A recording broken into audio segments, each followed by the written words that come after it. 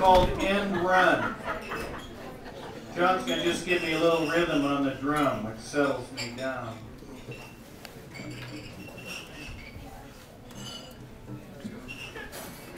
Three o'clock on a Sunday afternoon, December 24th, in a lone crab boat called the Lady Luck Bucks, 20 foot.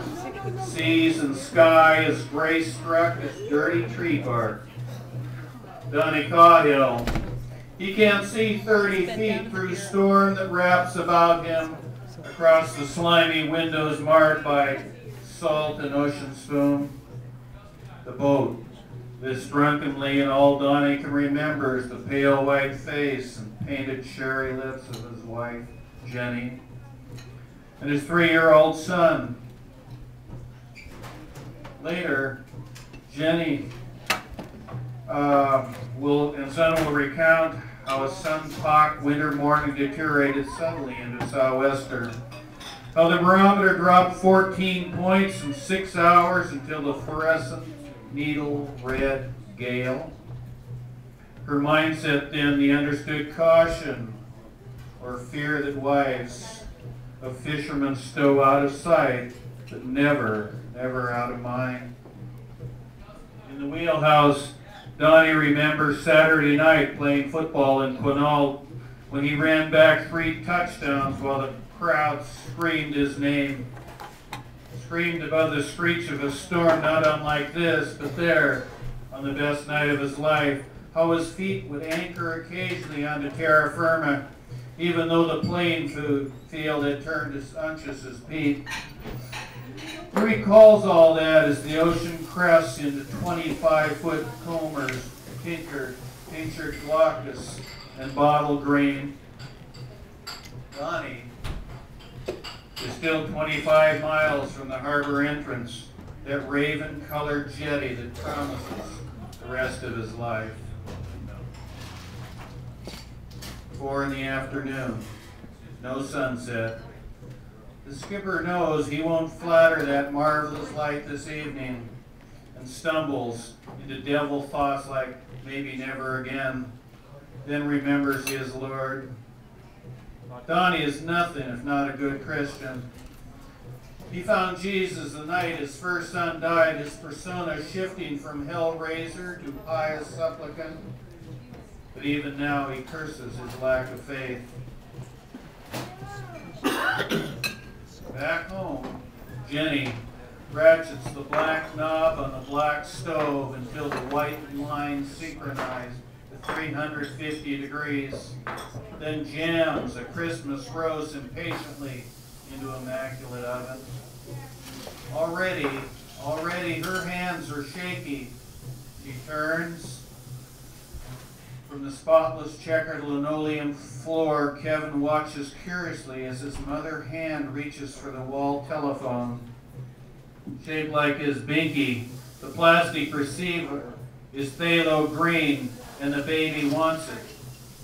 The mother picked it out at Dollar Mania with her best friend Gail, whom she dials even now, then waits through 4 rings and hard silence, wondering about him, half a day late already.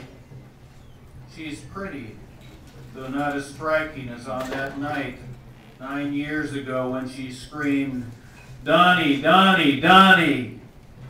as he yarded out another touchdown, scampering past tacklers on his way to Aberdeen High's king for a day. She wanted him.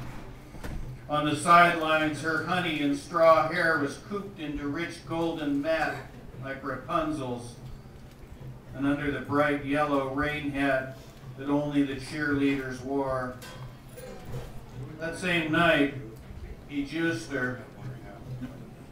The Chevy screamed and rocked, but not for long. She didn't know better, really. She wanted him the way a shaman covets a talisman, her shiny silver buoyed metal with spangles that proclaim, "This game is mine." 5 o'clock, before dark, Lady Luck is out of sight. Each window steamed and anointed by sheets of salt and storm. The cabin light slinks out like a teenager, breaking home rule, the storm burying the nicotine yellow light under mighty folds of charging sky and water. Those waves so docile and lovely from a summer shore have metamorphosed into winter demons, spoilers, and squashers. Through the window, the skipper's face is tiny and stubbled, his lips bleeding. His deckhand 19 retreats onto his back. Bile haunts him. The hull of Lady Luck bounces airborne between combers that boomerang into 90-mile-an-hour gusts, then strike the lap straight like giant hands spanking. The boy moans, grabs a plastic bucket and slams backward against the bunk, his head bloody. Simultaneously, Donnie is pried from the wheel, his body striking the bulkhead, the fingers in his left hand splintering like chicken bones under a Chinaman's cleaver. Jesus Christ, he shouts, his sudden shameful words just beginning to usurp the pain.